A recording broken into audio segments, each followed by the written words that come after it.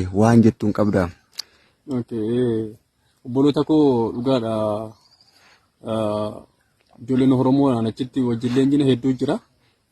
Obboloonni kun immoo warri dhugaan kun galee fi dhugaan Oromummaa galee fi dirqamaan achi keessa ta'anis hedduu jira. Warri immoo dhugaan Oromoo uumaan galleef. Achiin badee Keeniyaatti hafanii maaloodha jedhanii warra afarsaa turetu har'a immoo waraana gurgurachuu deemanii. Kaleessa biyya keessa jiran biyyaa ba'aniiru jedhaniitu uummata gurra duuchaa jiran hooggantoonni waraanaa kunii jechaadha. Har'a immoo gaafa isaanii dirreerraa fuudhamanii deemanii dirreerraa kabajaan dhaqanii isaanii galuun isaanii yaaddoodhaa kunoo biyya gurgurachaatti jiru akkuma warra seesee jechaadha. Seesee mata balballoomsa wanticha. Akkuma 2018 isaan ammas isaanii mala kaan guchi. Jaalmurtitteen silaa har'a iyyuu nuuf turanii rakkina konneekshiniiti fakkaata yoo isaan dhufan gashuu nan danda'a. Waa'ee qabiyyee wanta kanaa ibsuu danda'u jaalmurtitteen biyya keessa jiru. Qabsaa'ota buleeyyii warra durii sanaadha. Waan baay'ee cidii baay'ee of biraa qabu. Kana warra akka jedhee qabsoo kana uummata burjaajessaa turetu gaafa bitatti galuun takka konsilaa bira dhaquu takka warra dippiloomaasii bira deemanii imbaasii bira deemanii homaa sareen oshaboon kajeeluu gaafa didduu addeebi'anii dhufanii immoo maalitti ka'anii gammeen yaada gaarii kenne ergamtoota PP seeseen tokkuma beekadha. Gammeenii yaadi gammee deeggaramuu qaba. Amma yaadaanii hooggantoota dirreetti ba'anii mareerra jiran gammeef marroo gargar baasuudha akka yaada PP propagaandaa isaan hojjetan abaawasiisee wajjin jechaadha. Gammee yaada gaarii kennee uummati keenya miidhamuu hin qabu. Kanaaf yaada mootummaan kennetti walii galee hin araaramne jedheerra.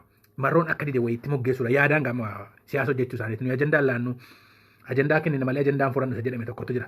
Dhaloota akkasiitu nuti. Ajandaa jiraatiif deebilaan tokko kan mataatti cabu jira dhugaa fakkaate jechaadha. Jalqabuma isaa gaafa araara jedhame obbo Naqalaan iyyuu lallabanii turan miti gaafa araara sobaa sana ba'aa fi seeseen gaafa qabsoo gurgurattee PPT galte jechaadha. Obbo Naqalaa jiran isinitti meen turan lubbuu kun kenna malee araarri kun akka hin taane yoo araarri kun hin taate jechuun tarii jibbiinsa araaraa yookaan akka nama bu'aa dhiiga dhangala'aa jirurraa bu'aa wayii barbaade yookaan bu'aa qixxee akka nama daldalu seexanaa wajjin isinitti fakkaachuu danda'a. Ija siyaasaadhaan ija fuudhaadhaan gaafa arginu ganuu dhugaa isaa luma dubbanne waaqni immoo godhee nutti agarsiisaa jira wanta ta'eef sababiin isaa maaliif hin ta'u inni kun siyaasi maaliif deemanii marroo faanii maaliif deemuun barbaachise namooti baay'ee maaliif deemuun barbaachise jedha PP'n kan isheen bu'aa guddaa isin irraa buufachuu kaate waa'ee araaraa miti araaricha irraan fadhaa isinitti meen akka araarri hin taane kana dura lallabee irra deebi'uun barbaadu bu'aa isaan irraa buufachuuf akka jalqaba warri dhufee maree yeroo jalqabaa jiranii sagantaa qopheeffatanii irratti wal waaman sana irratti hooggansi muree murteessuu danda'u tokko jiru siyaasa wal fakkaataan qabanii. Jarri kun yaada garaagaraa qabu hooggansa garaagaraa qabu kaayyoo isin qaban wanta ta'eef kanaaf irratti argamuu hin dandeenye. Yoo dhuguma nu wajjin mari'atanii nagaa biyya sanatti fiduu barbaadani hooggansi muree murteessuu danda'u dhufee nu wajjin mari'achuu qaba malee jetteetu warra Ameerikaa Awurooppaatti caraanaa baatee jechaadha.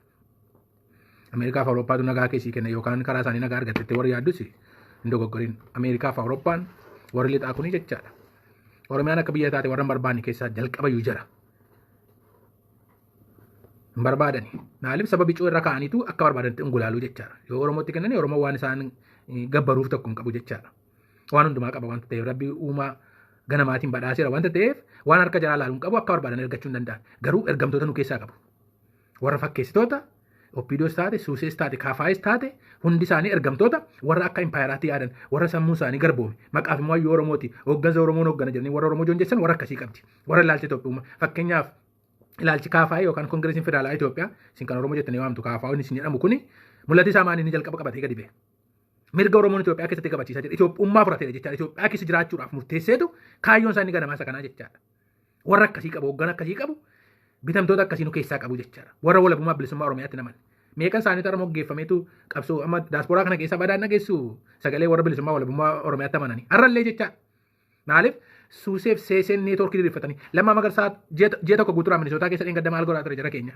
Waan baay'ee jira bogoo baay'een isinitti muuf jira wanta ganaa ta'u keessatti. Amma garuu taatee ta'e tokkorraa waa isinii kaasuu barbaada. Kanaaf bu'aan jarreerraa buufachuu barbaadan hooggansa qabanii kaayyoo isin qabanii waraana bilisummaa Oromoo jedhee of waamu kuni abaaboo boon kuni hooggansa qabu jedheetu warra Ameerikaa kanatti hime. Ameerikaanis dhiibbaa waraana bilisummaa Oromoo irratti waan barbaaddeef. Dhuguma jarri kun hin argamu moo hin argamanidha. Yoo jarri kun argamanii waan gootu hin qabda Ameerikaan. Dhufanii yaada isaanii ibsatu wanta ta'eef dhibba barbaannaa dhibbarraa tokko hanqisnaan hin fuunu jedhameetu kanaan dura lallabeera hooggansi waraana bilisummaa Oromoo abaaboo boo jechaadha. Waa'ee dhaabaa abaaboo boo jedhamu hin beekan dhuguma hin beekan isaan. Maaliif isaan suusee dhaqa warra seesee ta'ee dhaqee gurguratee qabsoo gurguratanii galaniiru abaaboo boon akka jiraatu barbaadan jarri. Kaayyoon abaaboo ganama maqaa isaaniitiin maaliif nuuf mala gaafa waraanni dirreerraa dhaqee ergamu kaleessa isaanumatu Yuugaandaa jira Sudaanitti baqateera marroon hin jiru gammeen hin jiru jedhee jarumatu nutti lallabaa ture.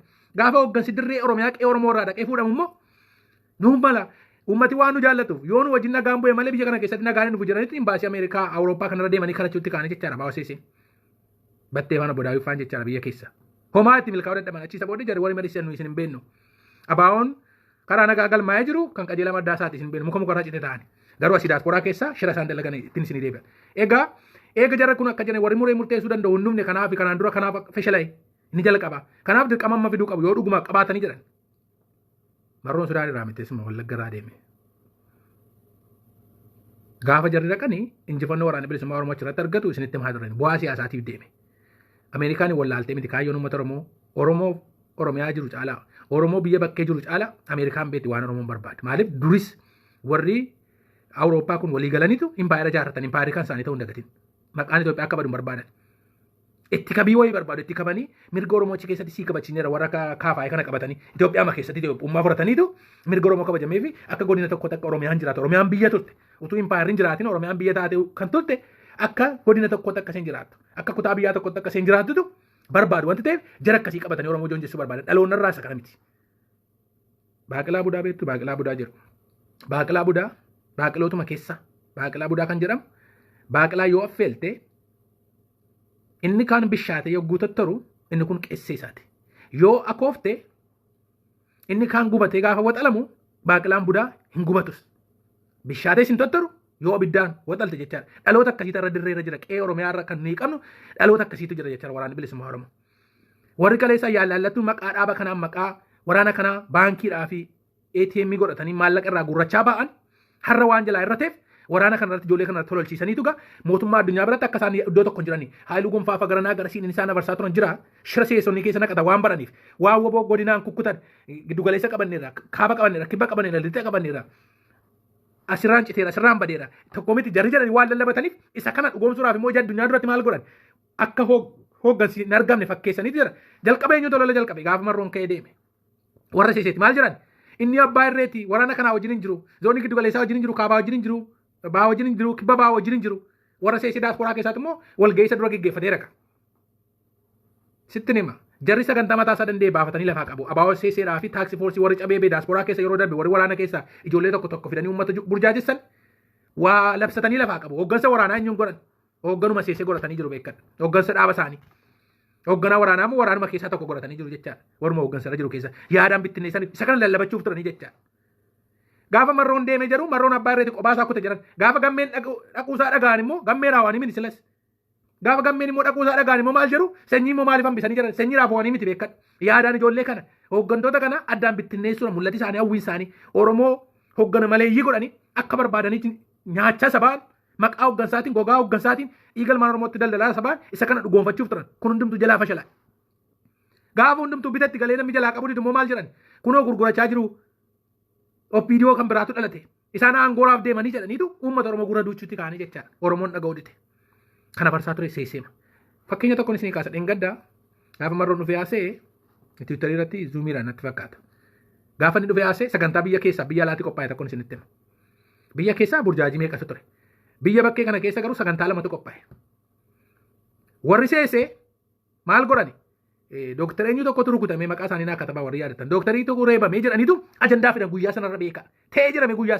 sana miti taateen sun kan ta'e amma akka yaadaatti sagantaa waraanaaf uummatti dhufee buusii buusu kana yookaan dhufee sagalee hooggansa isaa kana dhaggeeffatu jalaa fashaleessuuf yaada uummataa bittinneessuuf maal godhan fidanii dhufaniitu uummatatti gurra duuchaa turan amma mul'isa annatti maaliif neetwoorkii guddaa qabu beekan waggaa 20-30 neetwoorkii akkasii ijaarrachaa ba'an nama dhugaa qabu awwaalaa nama dhugaa qabu ajjeesaa dhabamsiisaa warra dhugaaf qabsaan karaa ramassaa wayyaanetti gurgurachaa wanta dhufaniif warra kana gurgurachuu hin dandeenye neetwoorkii meeqa keessatti ijaaranii hooggansa dhabamsiisuuf yaalii meeqa taasisan sadarkaa dirooniidhaan akka isaan rukutamaniif ijoollee machi keessa jirtu marroobaa bira jirtu meeqa godhanii rabbi dabarsee itti hin laanne nama waaqayyo ol kaasee eenyu gadi buusuu hin danda'u maal godhan gaa guyyaa kanarra akka namni achi hin danneef sagantaa waa'ee kanaa godhaniitu miidiyaan isaanii piroofaayiliin isaanii waa'ee dooktarii kanaafis ooniif dhiisanii isaanii waan beeknu hin qabnu isaan waan nu gashu hin qabu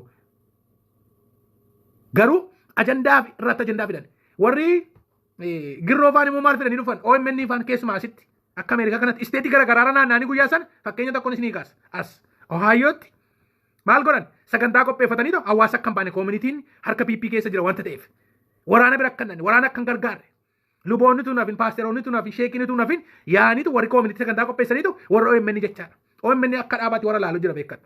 Ijoolleen abbaa duulaa OMN akka dhaaba isaanitti ilaalu, akka paartii isaanitti ilaalu, akka miidiyaa isaanitti miti. Kanatu ture jechaadha. Guyyaa waraana bilisummaa Oromoo hoggansi waraana bilisummaa Oromoo dhufee buusii waraanaaf godhamu sanarra kana qopheessanii jechaadha. Yoonnan sobate gaafadhaa warra isteetii Ohaayoo keessa warra jiraatan mee bilbilaa gaafadha. Isteetii garaagaraatti ta'e fakkeenyumaaf isinii ka'a. Dajanee guutamaa eessa turte dheengadde. Gaafa guyyaa waraanaa eessa ture inni Ohaayoo keessa ture jechaadha. Paasteroota fa'aa warra uummata mee warra Ohaayoo kun gaaffii tokkoon isin gaafadha. Koominitii Oromoo yookaan waldaa Oromoo yookaan maskiida Oromoo warra ofiin jettu. Warra hoogganuu ofiin jettan. Sabachi keessa jiraattan. Gaaffii tokkoon isin gaafadha naa deebisuu dandeessu. Mucaan naannoo Naqamtee wayii tokko magaalaa Ohaayoo keessatti maraateetu jira. Mucaa Inaalam dhugumaa barsiisaa kan jedhamu tokko. Quba qabdu mucaa kana. Akka Oromoo tokko akka ilma Oromoo tokkotti mucaa kana irratti gaafatanii beektu yeroo inni karaa irratti gatamee jiru kana. Oromoon salphate fakkeenyumaaf inni kaase nama gatamee jiru magaalaa keessan keessaa jechaadha. Ani isteetii isin irraa fagoon jira miti. Garuu beekaman taatee taa'aa jiru golee Oromiyaan golee isteetota garaagaraa keessatti wanta Oromoo irratti taa'aa jiru mee isa kamtu isin warri waldaa ofitti qabdanii beektu warri maskiidaa barbaadanii beektu Oromoo. Dhalli Oromoo tokko gaafa akka kanatti salphatee karaa irratti gatamee hoomlesii ta'e yookaan mana maleeyyii ta'e gaafa inni karaa irra jiraatu iyyafatanii beektu mucaan kaleessa qabeenya akkamii qabu. Achuma isin biratti koomunitii keessatti afarsaa turtan baachaa turtan waldaa keessatti isa keessatti wajjin sirbaa turtan har'a gaafa gatamu beektu. Gaafatanii beektu garuu maanni dhugaa Oromoo ukkaamsuudhaaf akka Oromoon wal biran dhaabbanneef